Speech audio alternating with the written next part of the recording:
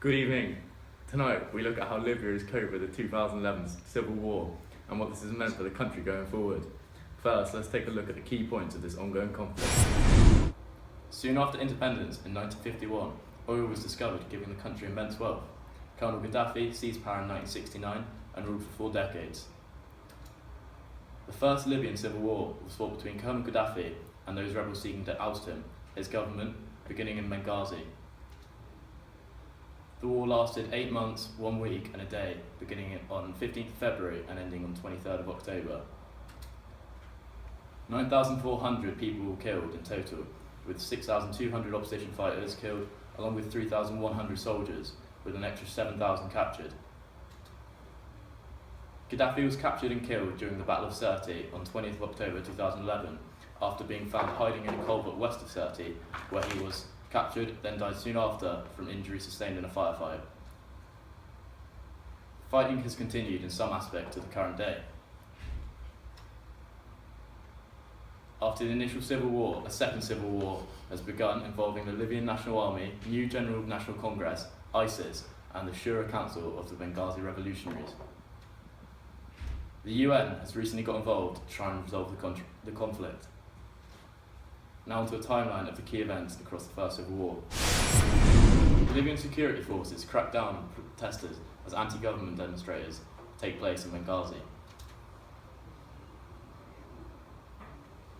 Protests began in Tripoli. President Gaddafi's son Saif appears on television and warns that protests may lead to a civil war throughout the middle of February. Later that month, the UN passes a resolution freezing Gaddafi's assets, imposing an arms embargo, banning travel, and refers a war crimes case to the International Criminal Court. Early March saw Libyan aircraft bombed a section of eastern Libya. Gaddafi says the US and the Atlantic Pact can never enter Libya. He vowed a bath of blood and a worse outcome than what happened to them in Iraq or Afghanistan. At the end of March, French fighter jets began enforcing the no-fly zone over Libya, and the US launches more than 100 Tomahawk missiles at targets in Libya in Operation Odyssey Dawn. Fighting then continued and intensified throughout April, May, June and July, with Gaddafi's forces being on the back foot. A rebel spokesman says Libya is now under the control of the opposition. Gaddafi's whereabouts are unknown. During September, Gaddafi's location was still unknown, with the rebels now taking full control of the war. Gaddafi dies of a gunshot wound to the head after being captured by rebel forces in his hometown of Sirte on October the 20th. During the next few days, Libya's interim leaders declared the nation's freedom in Benghazi, where uprising against Gaddafi's regime began in February. The United Nations Security Council votes unanimously to end military operations in Libya. The adopted resolution effectively cancels the NATO mission in Libya as of October 31st, 2011. I'm here in Tripoli on the 25th of August 2011. 5 days ago, the rebel forces launched their biggest offensive yet, and 8,000 men of the Tripoli Brigade, part of the NTC and air support from NATO, attacked the city, which had 10,000 loyalists of the Caris Brigade. The rebels claim to have taken 90% of the city already. However, persistent gunfire and missile fire suggest otherwise. Around me there is huge destruction to infrastructure and houses, mostly from missile damage. We follow a group of young men, armed rebels, into loyalist Syria, where they are suddenly ambushed and come under heavy fire. Unfortunately, we don't know how many survived. There's a high chance they will add to the large number of dead already caused by this assault. This figure ended up being 2,103, with at least 108 civilians killed. However, it proved to be a vital assault, as within the recent days, 69 countries have recognised the NTC as representing the people's opinion of Libya. This is Joe Kelly, reporting live from Libya. Good night.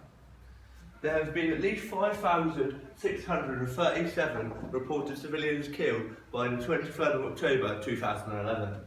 This led to 1 million refugees fleeing to surrounding countries such as Tunisia, Egypt, and some over the sea to Italy, although many of these will return when the fighting is finished. On my visit to the camp Radajur on the Libyan-Tunisia border, I found that the camp was made for 10,000 people, overflowing with 20 to 30,000. This camp had extremely poor conditions, no sanitation, which meant, according to the WHO, the chance of an epidemic would be extremely high. Here I met Abdul Aziz, whose house had been destroyed, and, due to being scared of the government and fears of Gaddafi's regime and tyranny, he's left Benghazi to this camp. Thank you for talking to us, Abdul. That's all right. Just a few questions. Now, why have you left your hometown? Gaddafi led a coup d'etat with the army and overthrew the king. He then proclaimed that the country would have freedom, socialism and unity, but provided none of this. He then ruled in a brutal, uncivilized manner and not let the people have a democratic say. Therefore, war has broken out. My house and school in Benghazi have been destroyed and I fear for my life. I had to leave. Now, do you think you'll return to your house in Benghazi? Well, if there's a rebel victory, then I will return, as my life was there and I was coping well financially before the war started. However, I could no longer live under Gaddafi's rule, and I did not feel I had the freedom and security to shape my own future, but I am hopeful for the future of this nation. Now, how do you feel about Gaddafi being overthrown? What would this bring to the country if you finally get the freedom you deserve? Gaddafi has been the dictator of this country since 1969, and it is time the whole of Libya had a chance to decide how the country should be run in a democratic manner. This will allow for better quality of life, and the needs of the people will be met. This will increase the happiness of the nation as a whole. I really hope you get that, Abdul. What are the conditions like in this camp that you're stuck in at the moment? The camp has very poor conditions. We're far overcrowded, and there is not enough food for everyone. There is no access to clean areas to go to the toilet, and therefore diseases have started to spread. Crime has also started to occur on a large scale as people are becoming desperate and restless. The sooner this is over, the better. BBC News in Libya. Good night. Now we look at the Second Civil War that Libya has experienced, which began on the 16th of May 2014 and is currently ongoing. There are four main rival groups: the Libya Parliament, which control this area and are supported by the UK, USA, UAE, France, Egypt, Saudi Arabia and Russia. The next group is the General National Congress, or GNC, and they're supported by Qatar, Sudan and Turkey. They control this area here. There's another group, the Shura Council of Benghazi Revolutionaries, who control a small area around Benghazi. And finally, ISIS, or Islamic State, who have been able to get a strong following in Libya since the unrest, and they control this area up here. At the beginning of 2014, Libya was governed by the General National Congress. Nouri Abusamein suppressed debates and inquiries by abusing his power and allowed the GNC to enforce a variant of the Sharia law, as well as extend its 18-month mandate for a year. The Libyan Parliament called on GNC to dissolve before launching a large-scale air and ground attack known as Operation Dignity in May 2014. The GNC Islamist forces takes control of Tripoli, the country's capital, on July 13, 2014, and established a rival government. They captured Tripoli International Airport on 23rd of August. The government, supported by the Libyan Parliament, based itself in Tobruk in the northeast of the country. The Shura Council take control of Benghazi, the location of the turning point in the previous civil war, before the Libyan National Army launched an attack to seize the city and captured 90% of it. ISIS took over most of Derna, which is one of the wealthiest provinces in the Barbary state, part of Sabah, a historical capital of the Fezzan region, and Sirte, a city destroyed by the previous civil war. In January 2016, ISIS take over oil terminals in Sidra, which is Libya's largest oil depot, shipping about 447,000 barrels per day.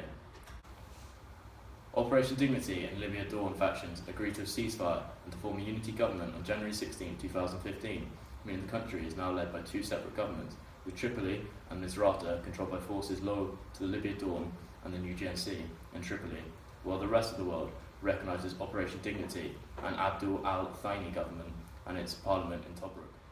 The UN have also had a part to play in how this conflict has unfolded in their attempt to bring peace to this war-torn country. The United Nations Support Mission in Libya is a UN advanced mission in Libya in the aftermath of the First Civil War. They aim to restore public security and promote the rule of law by promoting national reconciliation and embarking upon the electoral process. Talks between the internationally backed parliament in the east of Libya and the Islamist-backed parliament in Tripoli have been held for nearly a year in Morocco due to Libya being classed as unsafe.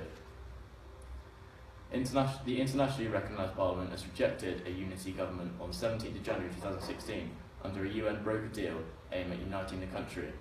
89 members out of the 104 voted against this from happening. This uncertainty is giving ISIS more chance to gain a foothold in the country. Finally, back to Joe in Libya, who's talking to a displaced Libyan who's fearing he may have to leave the country soon. Thank you, Tom. I'm here in Zawara, a coastal town on the northwestern side of Libya. This has become a major launch pad on the Libyan coast, with migrants hoping to cross to Italy and then on to northern Europe. Over 500,000 migrants are on this stretch of coastline, desperate to get across, and people smuggling gangs are starting to take control.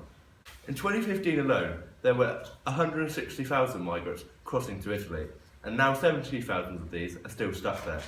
This could soon become far worse, as the GNC threatened to send over more migrants until the EU recognised them as a government in Libya. The crossings are extremely dangerous and overcrowded, and unseaworthy boats are taking the migrants on this trip. Ships on this crossing are often 100 to 200 people over the limit, and therefore the chances of sinking are extremely high. Yet people still take the risk. Divisions in the country and invading militaries imposing their laws on the areas have made this country extremely unstable and volatile, with little hope of economic stability and a high chance of violent warfare breaking out.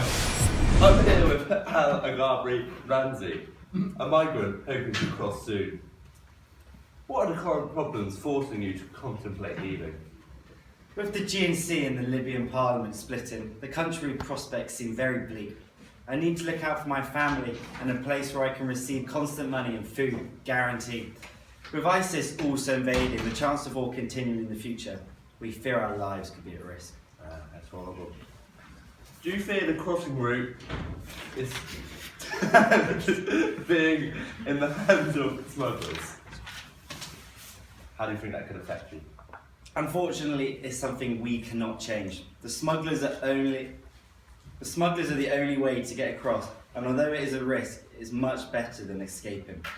Unfortunately, due to poor infrastructure and organisation, there is no other way to get across. Where do you want to reach if you do make this treacherous crossing? Our goal would be to reach England, France or Germany.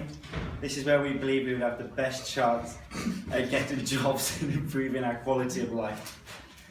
These would also be free places for my children to grow up, where laws are not brutally enforced and they respect our human rights. Thank you for talking to us. This is BBC News. Good night.